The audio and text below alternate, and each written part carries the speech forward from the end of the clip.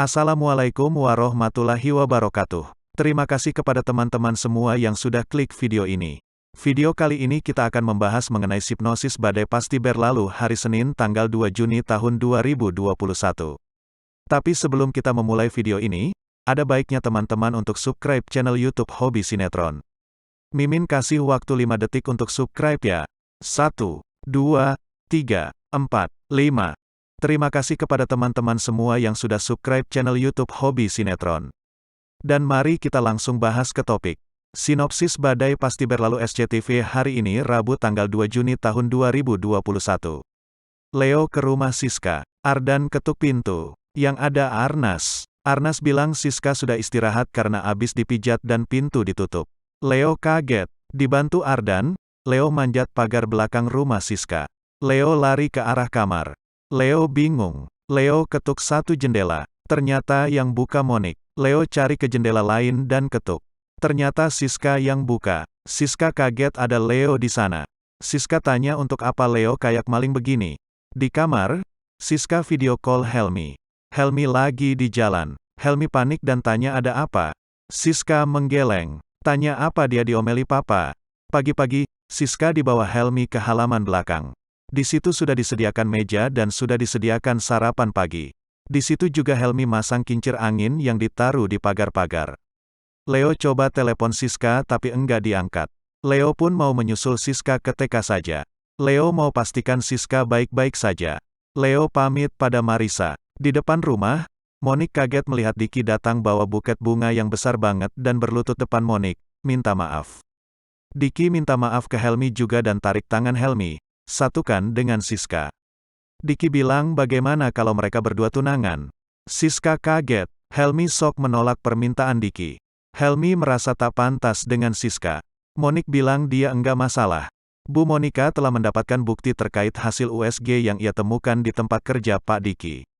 Ia pun telah memerintahkan Helmi untuk menyelidiki foto tersebut meski sekretaris Pak Diki telah mengaku bahwa barang itu kepunyaannya. Dan kini, Bu Monika telah mendapatkan bukti baru yaitu berupa kwitansi hasil pembelian mutiara. Ia pun langsung menghubungi pihak toko untuk mengkonfirmasi perihal pembelian mutiara dengan mengaku sebagai sekretarisnya. Bu Monika akan memerintahkan Helmi untuk terus mengawasi pergerakan Pak Diki. Ia pun meminta Helmi untuk tidak segan-segan memberitahu pada dirinya jika kedapatan melakukan hal yang tidak wajar. Sementara itu, kwitansi pembelian mutiara masih ia simpan dan terus mencari bukti kejelasan kepada siapa Pak Diki memberikan hadiah tersebut. Di lain sisi, Pak Diki terus berusaha untuk mendapatkan Kori. Ia pun kini dibuat bahagia dengan perkataan Reta yang mengaku Kori sangat senang dengan mutiara. Pak Diki telah menyiapkan rencana untuk membuat Kori mau menerima cintanya. Lantas bagaimana kisah selengkapnya? Akankah Bu Monika berhasil mengungkapkan perselingkuhan Pak Diki? Bagaimana kelanjutan kisah malam ini? Saksikan episode selengkapnya langsung di SCTV. Ia pun telah memerintahkan Helmi untuk menyelidiki foto tersebut meski sekretaris Pak Diki telah mengaku bahwa barang itu kepunyaannya. Dan kini, Bu Monika telah mendapatkan bukti baru yaitu berupa kwitansi hasil pembelian mutiara. Ia pun langsung menghubungi pihak toko untuk mengkonfirmasi perihal pembelian mutiara dengan mengaku sebagai sekretarisnya. Bu Monika akan memerintahkan Helmi untuk terus mengawasi pergerakan Pak Diki. Ia pun meminta Helmi untuk tidak segan-segan memberitahu pada dirinya jika kedapatan melakukan hal yang tidak wajar.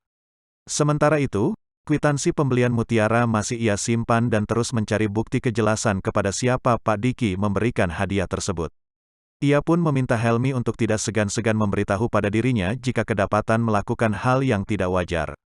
Sementara itu, kwitansi pembelian mutiara masih ia simpan dan terus mencari bukti kejelasan kepada siapa Pak Diki memberikan hadiah tersebut. Lantas bagaimana kisah selengkapnya? Akankah Bu Monika berhasil mengungkapkan perselingkuhan Pak Diki? Malam ini, rasa benci Helmi kini berubah jadi cinta yang sangat besar. Helmi takut kepada dirinya sendiri, karena dia jatuh cinta kepada anak yang sudah membunuh adiknya sendiri. Jangan sampai aku jatuh cinta pada seorang anak Pak Diki yang sudah membunuh adikku, kata Helmi.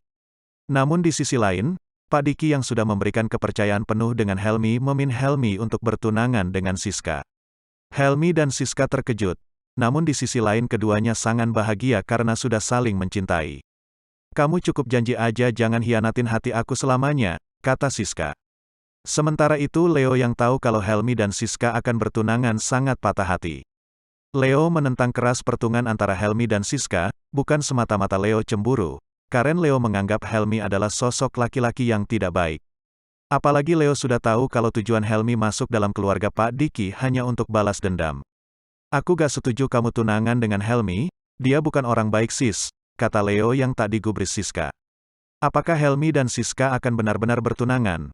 Di episode sebelumnya, kemunculan dan terlibatnya Leo, seorang dokter muda akan menambah romansa sekaligus konflik sendiri di antara Helmi dan Siska. Meski awalnya Leo lah yang jatuh cinta terlebih dahulu pada Siska, namun Pak Diki hanya setuju dengan Helmi, sosok pemuda yang sebenarnya ingin membalaskan kematian adiknya pada ayah Sisaka. Apalagi kini Helmi sudah jadi pegawai kepercayaan Pak Diki. Di sisi lain, Bu Monika dalam mencari bukti kejelasan Pak Diki yang dicurigainya telah selingkuh. Bu Monika telah mendapatkan bukti terkait hasil USG yang ia temukan di tempat kerja Pak Diki. Ia pun telah memerintahkan Helmi untuk menyelidiki foto tersebut meski sekretaris Pak Diki telah mengaku bahwa barang itu kepunyaannya. Dan kini, Bu Monika telah mendapatkan bukti baru yaitu berupa kwitansi hasil pembelian mutiara. Ia pun langsung menghubungi pihak toko untuk mengkonfirmasi perihal pembelian mutiara dengan mengaku sebagai sekretarisnya.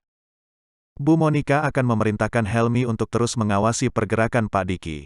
Ia pun meminta Helmi untuk tidak segan-segan memberitahu pada dirinya jika kedapatan melakukan hal yang tidak wajar. Pak Diki sempat menuduh Helmi kalau dialah yang memberitahu Bu Monik tentang perselingkuhan Pak Diki. Namun Helmi menentangnya. Sementara itu, Bu Monik bilang ke Joni kalau ayahnya mempunyai selingkuhan. Helmi juga bilang ke Pak Diki kalau Bu Monik akan menggugat cerai dia. Pak Diki tidak ingin itu terjadi karena takut hartanya dialihkan seluruhnya ke Bu Monik. Malam nanti, Pak Diki menyuruh Helmi dan Siska bertunangan. Sementara itu Helmi sedang menguatkan hati agar tak jatuh cinta ke Siska. Saat bertemu dengan Siska di sebuah tempat, Leo mengharapkan banyak kepada Siska untuk tidak tunangan dengan Helmi. Alasannya hanya satu, Leo berpandangan bahwa Helmi merupakan orang yang tidak baik. Ia menduga Helmi merencanakan sesuatu kepada Siska dan keluarganya di Badai Pasti berlalu Rabu tanggal 2 Juni tahun 2021. Akan tetapi, himbauan Leo kepada Siska tak digubris sama sekali oleh Siska. Malahan, Siska menyampaikan bahwasannya ini sudah menjadi komitmen antara Helmi dan Siska. Ia menegaskan, Leo itu janganlah ikut campur pada hubungan mereka berdua. Alih-alih melarang untuk bertunangan, rupanya Leo menyimpan rasa dan menyatakan perasaan sayangnya kepada Siska. Namun semua itu sirna, rasa cintanya hanyalah bertepuk sebelah tangan saja. Alih-alih melarang untuk bertunangan, rupanya Leo menyimpan rasa dan menyatakan perasaan sayangnya kepada Siska. Namun semua itu sirna, rasa cintanya hanyalah bertepuk sebelah tangan saja. Monik peluk Siska bahagia. Monik berharap ini awal hidup Siska yang baru.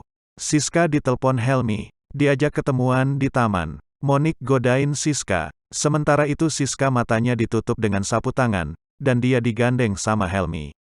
Di tempat tersebut terlihat sudah ada lampu kecil-kecil tapi belum menyala.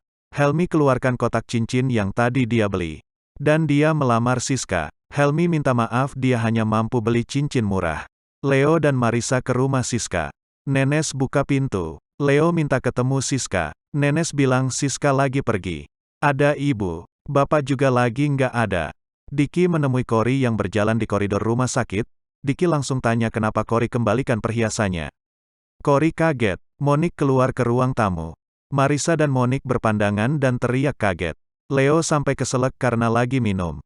Monik dengar cerita Marisa. Helmi dan Siska datang. Mereka kaget ada Leo dan ibunya. Leo lihat tangan Siska, ada cincin di sana. Leo menentang keras pertunangan antara Helmi dan Siska, bukan semata-mata Leo cemburu. Karena Leo menganggap Helmi adalah sosok laki-laki yang tidak baik. Apalagi Leo sudah tahu kalau tujuan Helmi masuk dalam keluarga Pak Diki hanya untuk balas dendam.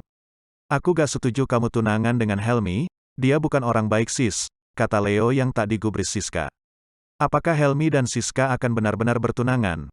Di episode sebelumnya, kemunculan dan terlibatnya Leo, seorang dokter muda akan menambah romansa sekaligus konflik sendiri di antara Helmi dan Siska. Meski awalnya Leo lah yang jatuh cinta terlebih dahulu pada Siska, namun Pak Diki hanya setuju dengan Helmi, sosok pemuda yang sebenarnya ingin membalaskan kematian adiknya pada ayah Sisaka. Bagaimana keseruan sinetron Badai Pasti Berlalu selanjutnya?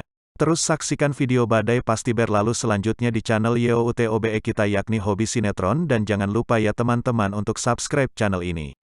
Terima kasih.